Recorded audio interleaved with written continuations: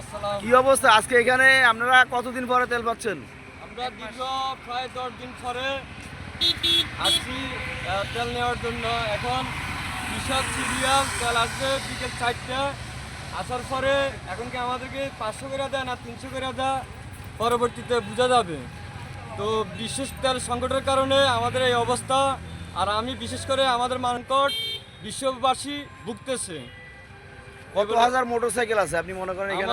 আমার দেখা সকাল থেকে আমি এখানে আসছি প্রায় 2 ঘন্টার বেশি হবে। তো প্রায় 3000 মোটরসাইকেল এখানে সিরিয়াল আছে। সাইটটার ভিতরে আমার মনে হয় 5000 প্লাস হবে হুন্ডা। তেল দেবে 4টার সময়? তেল 4টার সময় দিবে। আচ্ছা ধন্যবাদ। তেল থাকতেছে না সেটাও জানতে হবে। তো ভাইজান আপনি একটু বলবেন আজকে তেল দেবে কি দেবে না সেটাও তো নিশ্চয়তা নাই। আজকে তেল দেওয়ার সম্ভাবনা আছে, সাইনবোর্ডে লেখা রাখছে যে আজকে তারা তেল দেবে। জন্য বাদ দিয়া সুন্দর করে আজকে শৃঙ্খলা বজায় রাখিয়ে দিতেছে।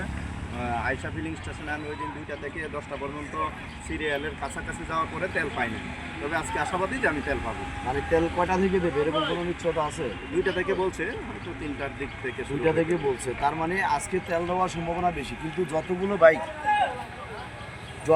বাইক আপনি দেখতে পাচ্ছেন, আমরা দেখতে পাচ্ছি যে এখানে প্রায় 2000 মোটরসাইকেল অলরেডি সোনাইমুড়ি তেলের পাম্প থেকে বাইপাস পর্যন্ত চলে গেছে। তো আপনি কতটুকু মনে করছেন আপনি কত ঘন্টা পরে তেল পেতে পারেন? আমারটা তো সামনে সেটা আমি শুরু করলে হয়তো আমি ঘন্টা 2-এর ভিতরে পেয়ে যাবো। কিন্তু পিছনে যারা আছে একবারে পিছনে তারা পায় কিনা তাহলে সন্দেহ। মানে সকাল থেকে অবস্থা। তো ধন্যবাদ সবাইকে।